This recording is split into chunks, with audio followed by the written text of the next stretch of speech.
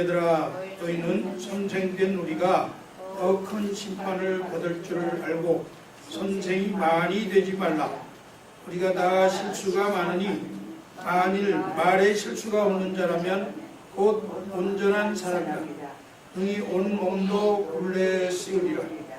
우리가 말들의 입에 재갈 물리는 것은 우리에게 순종하게 하려고 그 온 몸을 제하는 것이라.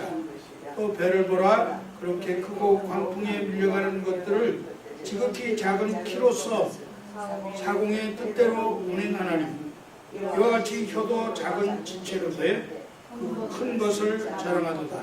보라, 얼마나 작은 불이 얼마나 많은 나무를 태우는가. 혀는 곧 불이요 불의 세계라. 혀는 우리 지체 중에서 온 몸을 더럽히고 삶의 수레바퀴를 불사르나니 그 사르는 것이 지옥불에서 나느니라.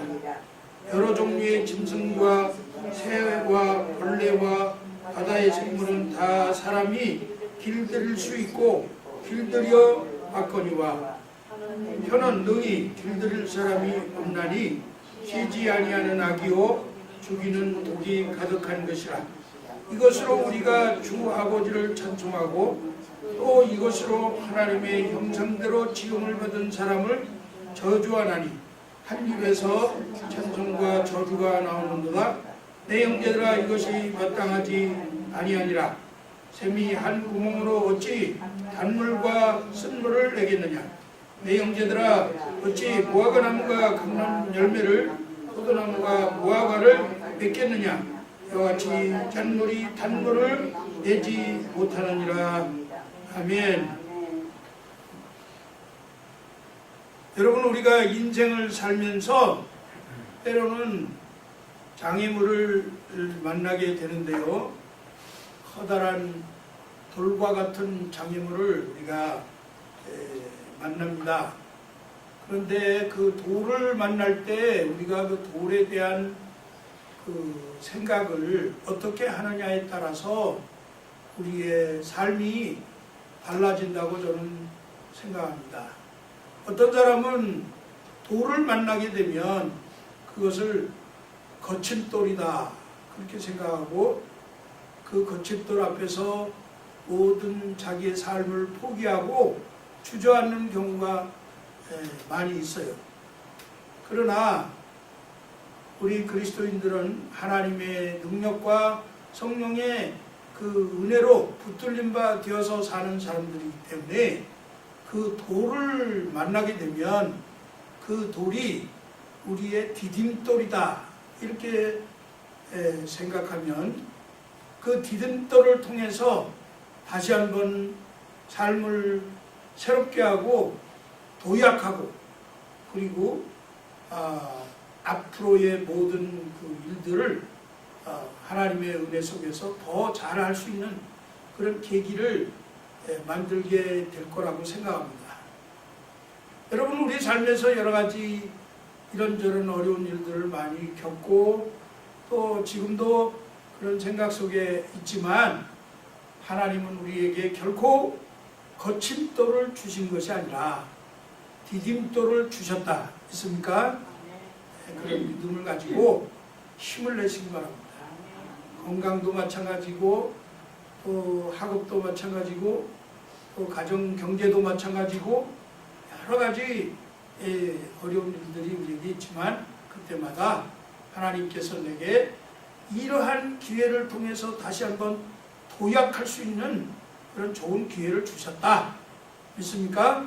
예, 그와 같은 믿음으로 승리하신 우리 성도님들 되시기 바랍니다.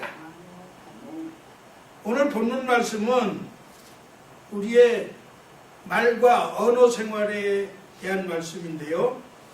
참된 믿음을 가진 자라고 하면 언어 생활에 있어서도 믿지 않는 자와 다른 점이 드러나야 된다.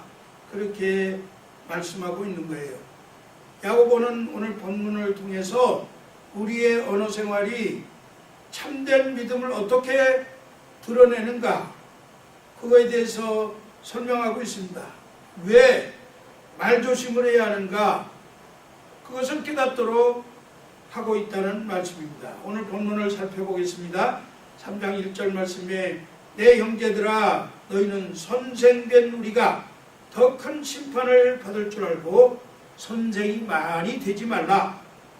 여기 선생이 되지 말라 이러한 명령은 사실은 많은 사람들이 말로 다른 사람들을 가르치고 훈계하는 일을 좋아한다 하는 것을 나타내 보여주는 말이죠.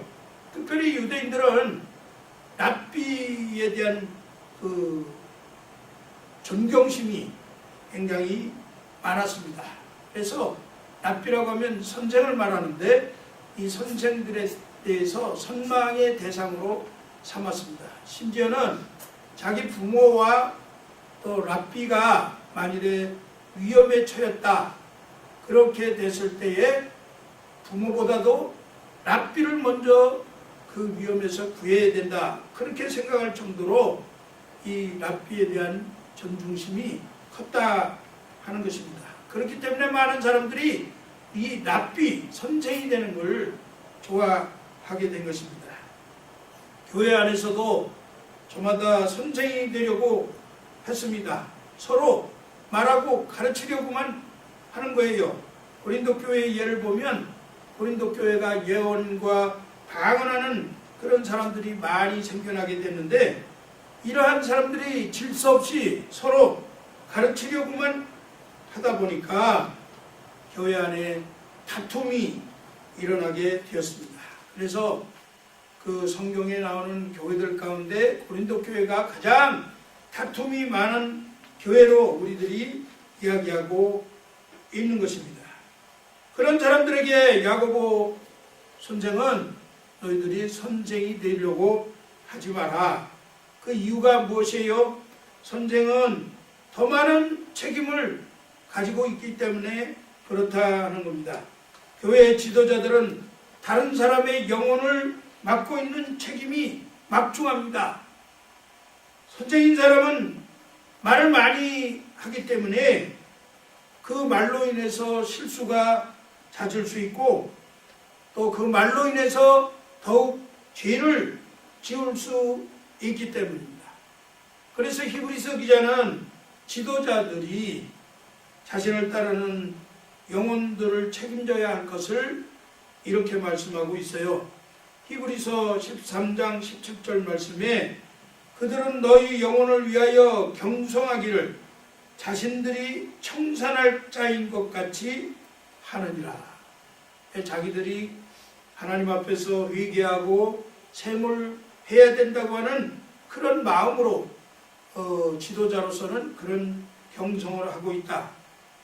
이 자기를 따르고 자기에게 교훈을 받는 그러한 교회 성도들, 영혼들을 위해서 이와 같이 날마다 경성해야 한다 하는 것을 말씀하고 있는 것입니다. 오늘 본문을 보면 누구나 다 말에 실수가 있다 그렇게 알고 있습니다. 야고보 3장 2절 말씀에 보니까 우리가 다 실수가 많으니 만일 말에 실수가 없는 자라면 곧 온전한 사람이라 능히 온 몸도 굴레 씌우리라. 여기서 온전하다 이 말은 완벽한 것을 말하는 겁니다.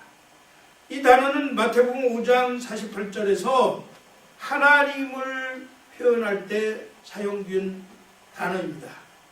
말에 실수가 없는 사람은 하나님의 온전하심과 같이 완벽한 사람이다 하는 것입니다. 그런데 우리는 보통 말 실수를 별것 아니라고 생각하죠. 그러나 이것은 우리의 내면의 문제인 것입니다. 말은 우리의 마음속 깊은 것을 드러내는 것이에요. 마음에 있는 더러운 것들을 쏟아내는 도구가 바로 우리의 말인 것입니다. 그것을 예수님은 이렇게 말씀하셨어요. 마태복음 15장 11절 또 18절 19절에 입으로 들어가는 것이 사람을 더럽게 하는 것이 아니라 입에서 나오는 그것이 사람을 더럽게 하는 것이니라. 입에서 나오는 것들은 마음에서 나오나니 이것이야말로 사람을 더럽게 하느니라. 마음에서 나오는 것은 악한 생각과 살인과 간음과 음란과 도적질과 거짓 증언과 비방이니. 이렇게 우리의 마음에 악한 것들이 들어앉아 있으면 자연적으로 말을 할 때 실수하게 되고 범죄하게 되는 것입니다. 이 말의 영향력을 오늘 성경이 말씀하고 있는데 야고보 3장 3절에 보니까 우리가 말들의 입에 재갈 물리는 것은 우리에게 순종하게 하려고 그 온몸을 제하는 것이라 이렇게 말씀했는데요. 여기 우리가 지금 말에 대한 얘기를 하다 보니까 3절의 이 말은 우리가 말하는 말이 아니고 타고 다닐 수 있는 말, 호스, 그 말을 얘기하는 겁니다. 우리가 말들의 입에다가 타고 다니는 말에다가 재갈을 물리는 것은 그 말이 우리에게 순종하게 하려고 그 온몸을 제어하는 것이다. 그렇게 말씀하는 거예요.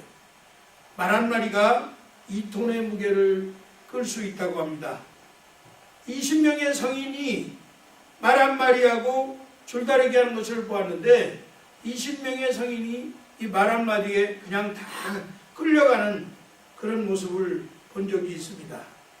그런 말을 사람이 자기의 원하는 방향으로 움직이도록 하는 힘이 그 말의 입에 물려놓은 재갈에 달려있다 하는 거예요. 이 재갈은 아주 작은 것인데 타고 다니는 말을 순종하게 하는 방법은 입에다가 굴레를 씌우고 그리고 고삐를 빼서 말의 행동을 조절하는 것입니다.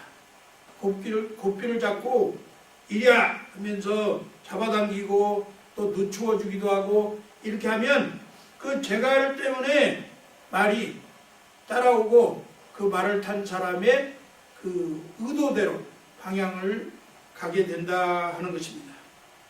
큰 배도 마찬가지예요. 큰 배라고 해서 그 배가 키 하나에 의해서 방향을 조절하고 있다고 하는 것을 오늘 성경이 말씀하고 있어요. 야고보 3장 4절에 보니까 또 배를 보라 그렇게 크고 광풍에 밀려가는 것들을 지극히 작은 키로서 사람의 사공의 뜻대로 운행하나니 이렇게 말씀했지요. 말의 영향력은 바로 첫째로 혀는 불과 같다 하는 것입니다. 야고보 3장 5절에 이와 같이 혀도 작은 지체로 돼 큰 것을 자랑하도다. 보라 얼마나 작은 불이 얼마나 많은 나무를 태우는가. 흔히들 사람들이 말하기를 혀의 길이를 세치라고 말합니다. 세치밖에 안 되는 작은 지체라는 그런 뜻이죠.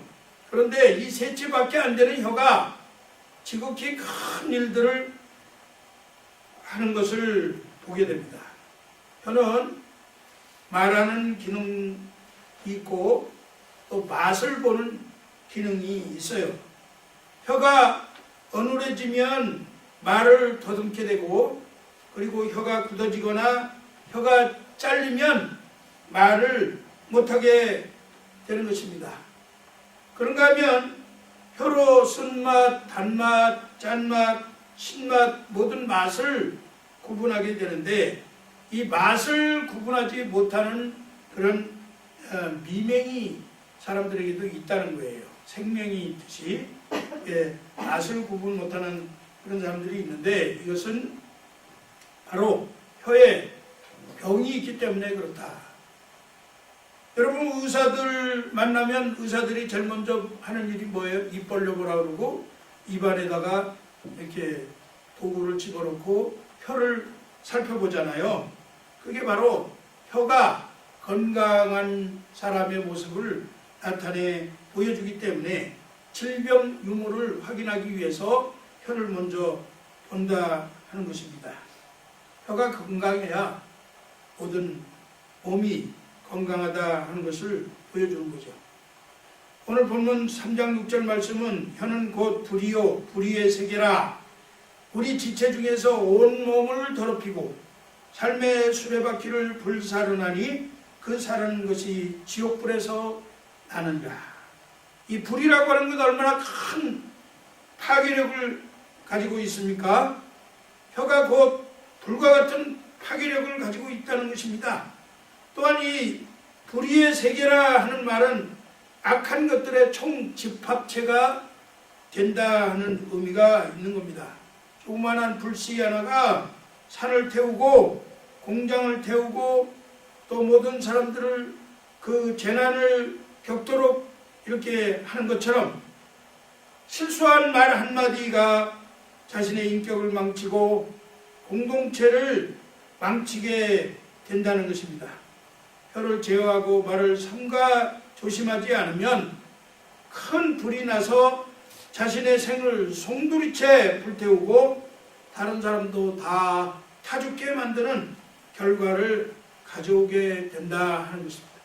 실제로 2007년도에 미국의 그리피스 공원이라고 하는 공원은 어떤 사람이 무심코 버린 담뱃불 그 하나 때문에 자그마치 120만 평, 600에이커 규모에 달하는 공원이 다 불타버렸습니다.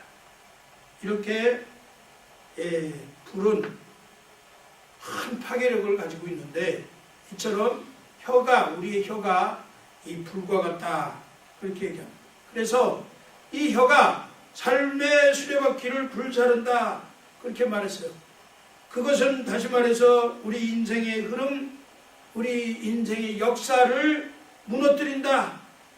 인간의 역사는 어떻게 보면 말의 역사라고 해도 과언이 아닙니다. 말로 사람의 인생이 망하기도 하고 말로 나라 간의 전쟁이 일어나기도 하고 말로 이 국가와 사회가 무너지기도 하는 그런 일들이 일어나죠. 말은 참으로 가정과 개인과 나라까지 그 모든 삶을 불태울 수 있는 그러한 파괴력이 있다고 하는 것입니다. 그런데 이 삶의 그 수레바퀴를 불사르는 이 말이 하나님으로부터 온 것이 아니라 그 근원이 지옥불에서 난다 그렇게 말씀했어요.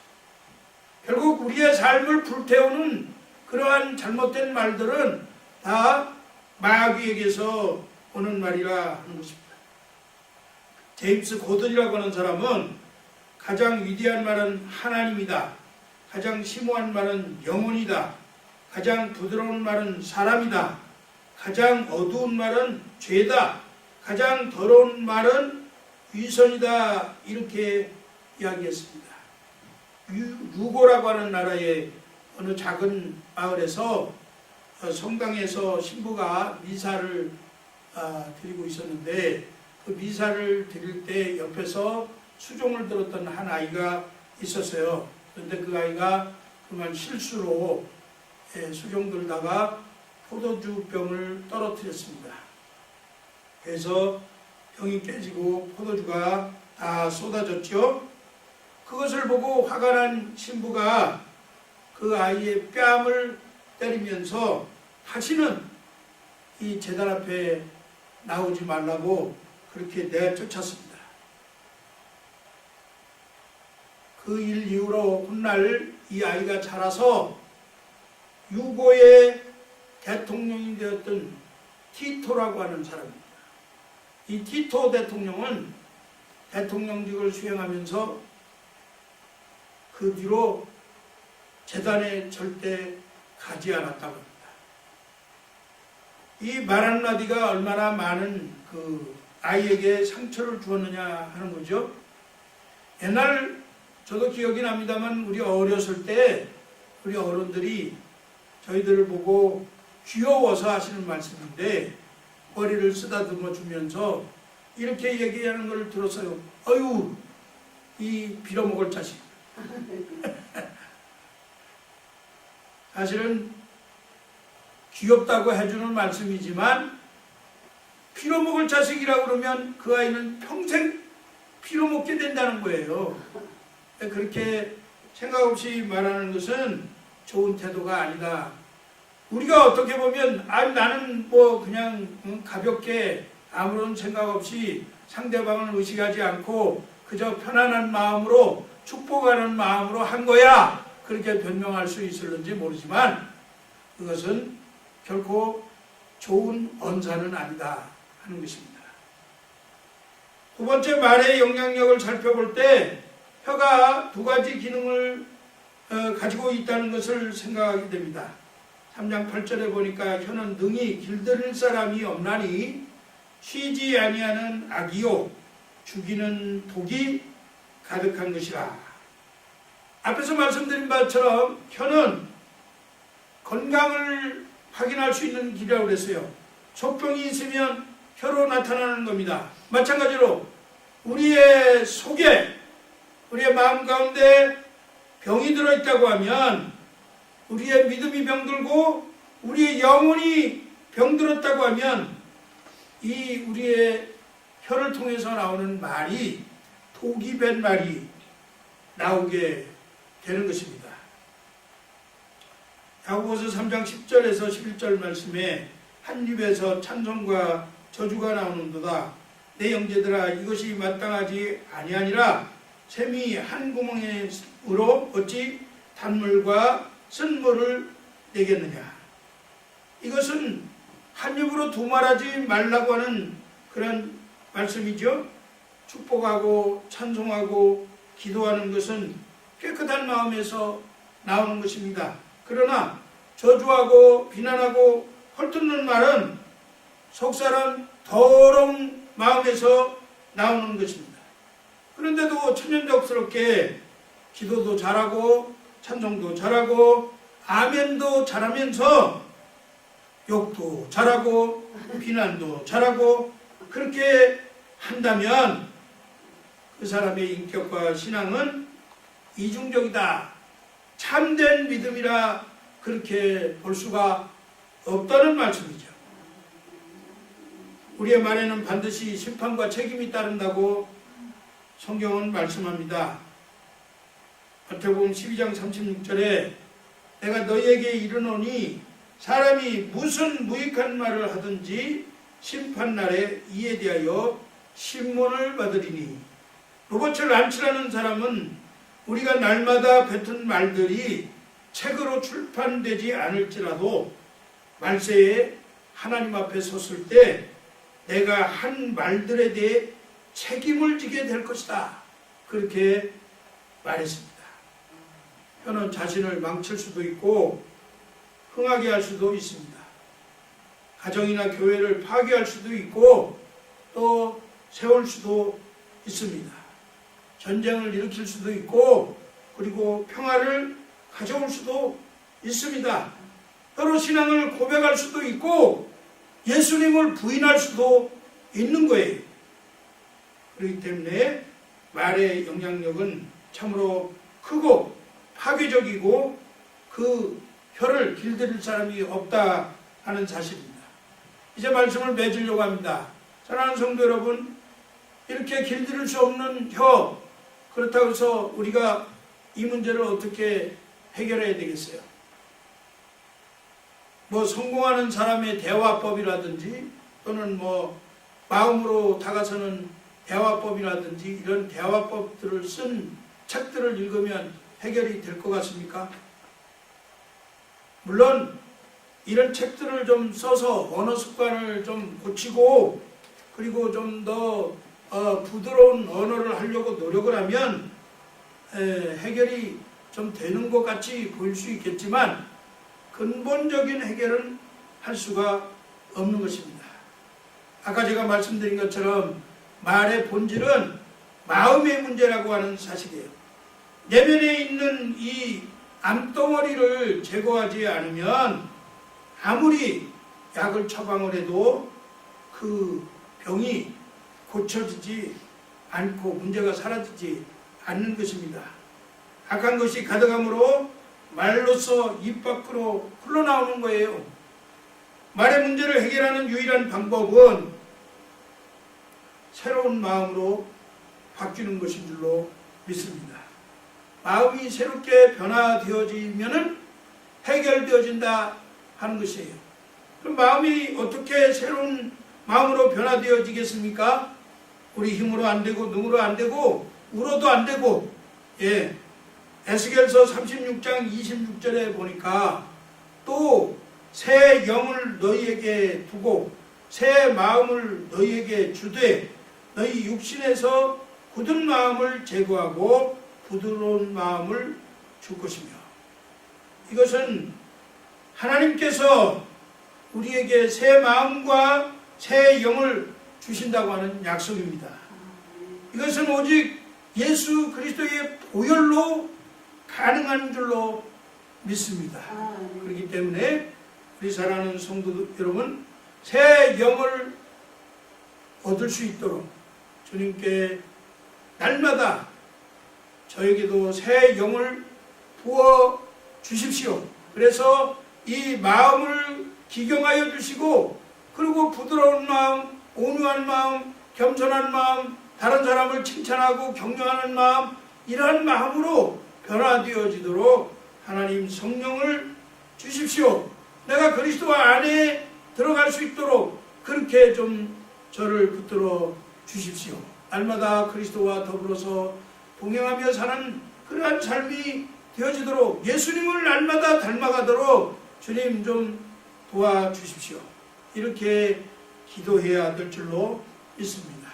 고린도후서 5장 17절 말씀에 보니까 그런즉 누구든지 그리스도 안에 있으면 새로운 피조물이라. 이전 것은 지나갔으니 보라 새 것이 되었도다. 우리 주님 안에 있을 때에 우리는 새로운 영을 받을 수 있고 새로운 피조물이 되어서 우리의 입에서 나오는 모든 말들이 거룩하고 아름다운 찬송하는, 그리고 격려하는 그런 말이 될 줄로 믿습니다. 사랑하는 성도 여러분, 우리가 오늘 당장 완벽하게 그렇게 살아갈 수는 없지만 여러분의 말과 언어 생활이 하나님 앞에서 여러분들의 참된 믿음의 증거로 드러나시기를 축복합니다. 말로써 짓는 죄를 별것 아니라고 생각한다면 이것은 큰 오산입니다. 주의하시기 바랍니다. 그것이 어쩌면 우리 자신의 믿음의 실체를 보여주는 것인지도 모릅니다. 언어 생활에서 참된 믿음을 가진 자다운 모습이 일어나기를 축복합니다. 그저 그냥 말 조심해야지 이렇게 생각만 해가지고는 의미가 없어요.